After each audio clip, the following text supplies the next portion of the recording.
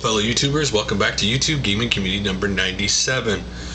Now, thanks to everybody to start off who really sent their condolences and all that stuff about, it's been 7 years since my son was born, who died a week later. I really truly thank everybody who sent me either a message or a comment. I kind of stood away from YouTube a couple of days, just kind of got away, just to get away from everything for a while, which is sometimes is good, especially when your batteries are completely burned out, and to come back. It's funny because the morning 3 a.m. when I filmed YouTube Gaming Community 96, I just couldn't sleep. It just, right then in the middle of recording the video, it hit me that that was the day, 7 years ago, that it happened. And in case you're wondering, that day my wife had about a 5-minute cry, and that was it. And we went out that night to Steak and Shake and went to go see Captain America the movie, which I thoroughly enjoyed. And then, sometimes you don't really see an impact your video has in your life or physical form. You see comments and stuff, but that's really not, you really don't see the impact the video has. And yesterday I was playing Team Fortress 2 with people from YouTube, friends, and I go upstairs to get a drink, and my wife's sitting there on her laptop, and I walk up and she's crying, and she goes, well, I just watched your latest community video, which she hasn't watched one in a while. And I told her, you weren't supposed to watch that video. And she watched it, and just got done watching the pro with my son. And it's funny because, like I said, you never really see the impact your video has in the community and other people in any kind of physical form. And I think that is a problem with a lot of channels, why they get so kind of jaded and upset, is they never truly see how their videos affect people. They only see views and they see subs and comments. They don't really a lot of times see people doing video responses to their videos and stuff like that. And I think that's part of it. Some people have a disconnect. Some people simply have fragile egos that constantly, any little thing will set them off. I mean, or people have bad days, and that just goes the way it goes. But my real topic today is about the 3DS price drop and the simple opinion that's forming about the 3DS.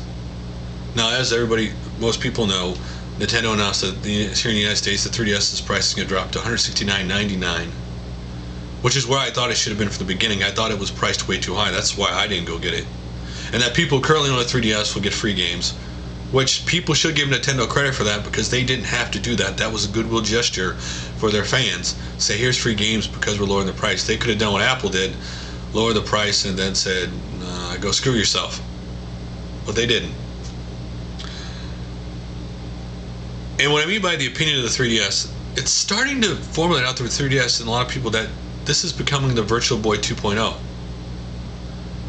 And I don't know how a system can be labeled that when it has sold over 4 million systems at this point worldwide, which for most systems that would be a good thing. It would not be a bad thing. I mean, the PlayStation 3 doesn't sell 4 million systems here in the States in a year. So, and it's still considered, not a failure, but yet the 3DS is. And I think part of that is because Nintendo, like a lot of companies, I think, got caught up in the 3D craze. It's going to be the next big thing. So they advertised the system as that, when they should have advertised it as, this system is this much more powerful than the DS, and that 3D is a bonus. Now, for those who don't know, Nintendo has been involved with making stuff with 3D for a very long time. In the 80s, they made a game with 3D glasses. That was their first product in 3D, and they've done other products with 3D since then. So Nintendo, there's been a history of them working with 3D. And so now I'm hoping forward that Nintendo focuses on the games and the power of the system, and the 3D is a bonus. Because everybody complaining, their eyes hurt and stuff, and they're complaining that 3D, because the 3D doesn't work constantly and you can't see it all the time, that it's a failure. The DS itself, originally when it came out, was not like this big booming thing of popularity. It wasn't until the DS Lite, this used to be my bedazzled DS Lite that I got a pawn shop bedazzled, but of course took it all off. But the DS Lite didn't become popular. The DS Lite is on the verge of passing the PlayStation 2 as the most sold console in history of gaming. So I'm assuming that when Nintendo and third parties haven't even got the games churning out for the system yet, it's just starting. So once they get the games turned out, I'm assuming the system will do better. Or when the next iteration of the system comes out, one or the other, it'll do better, and people need to just relax about it. But it's cool that Nintendo finally dropped to the price that I thought they should have dropped to, because now more people might think about getting it, then before it was like, that thing's way too high, there's no way I'm going to buy it. I'll buy it somewhere down the road when it's cheaper. So let's get to the videos to check out this time around, and the first one is by RRPGReviews. RRPG Let's Play Tales of Phantasia Episode 1. This was a Super Famicom game that never came out over here in the Super Nintendo. And this is a 48 meg Super Nintendo game, Super Famicom game. And the game looks beautiful even by today's standards. For me. But this, not only is this a Super Famicom game and it looks awesome and they came over here, but this is a translated, so when you're watching the video it is in English. And at this point he's up to part 35, but I went back and saw episode 1. Really awesome looking game. Next up is the Super Nintendo Ma collection. Nintendo, basically all of his Nintendo collection. Which I'm really quickly going to get on this because I was going to say this for a later video, but let's get this out of the way now.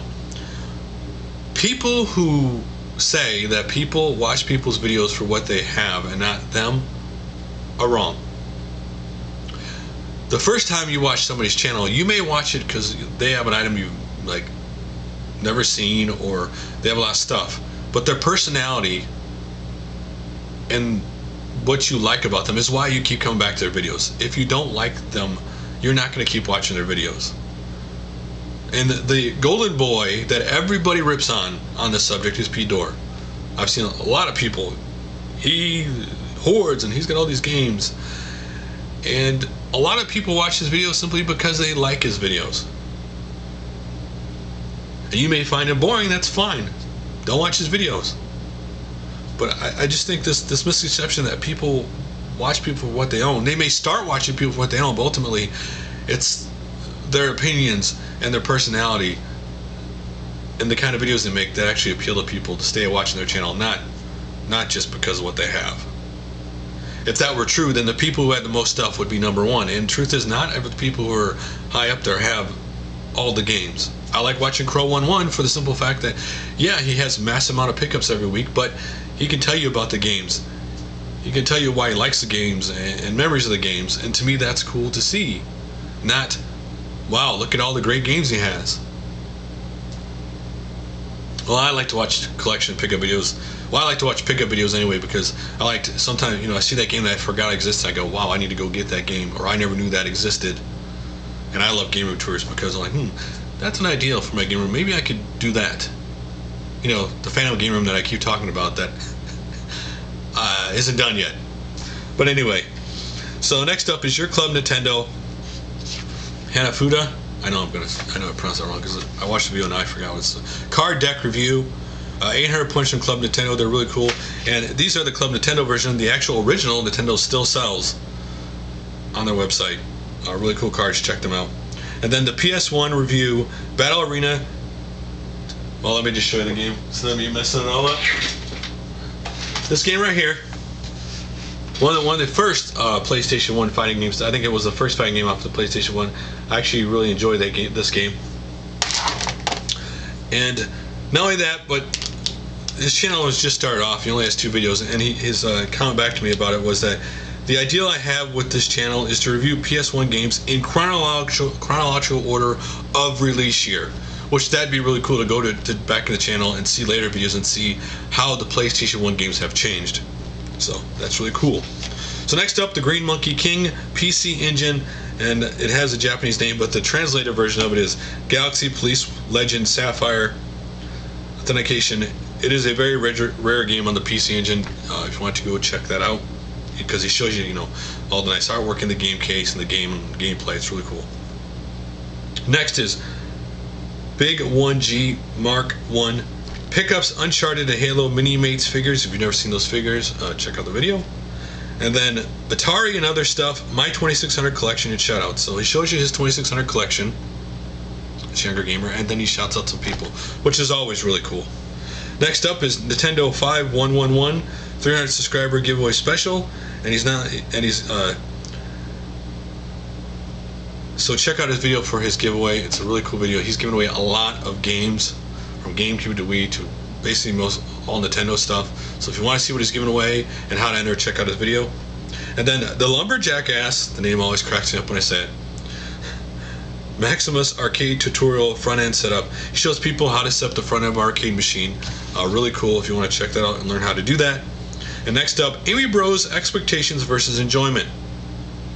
Oh, this video came out around the in a way, kind of a response to Scott Lewis Gang, but not talking about him. And that is the fact that a lot of people on YouTube have their expectations are more higher than their enjoyment of doing what they do. A really cool video, check it out. And then RareStuffChannel, car boot sales for handful of PS1 goodies, July 14th originally recorded. So if you want to see some good old PS1 games, check that out. And then a new channel by RRPGswagman, KojimaKollector, and the video I'm going to show you is my MGS Figure / toy collection as of 7/29/11. In his original intro video to this channel, he talked about how he's always loved Kojima and he always wanted to talk about it, but in his other channel it just never fit. So he decided he'd start a new channel and talk about the games, show the stuff he has. So it's a really cool channel. Next up is RPGswagman, 600 sub special podcast, new channel, and more shoutouts. He shoutouts to people, various podcasts he's on and all that stuff. And in case you didn't have enough of RPGswagman, check out Muraguta553 Genjin Gaming RPG chat with RPGswagman and Pete Dorr about RPGs. And last but not least, I watch the video, I know the name, and then when it comes to pronounce it, this is where I mess it all up. But Atuka Bruno, he did a standalone Raider video, which basically he shows you Tomb Raider for the PS1 he just got and Ghost in the Shell standalone complex for the PS2. Not only does he show you the games, but he shows you the gameplay and talks about those games. So that's all for now, guys. See you guys tomorrow for number 98.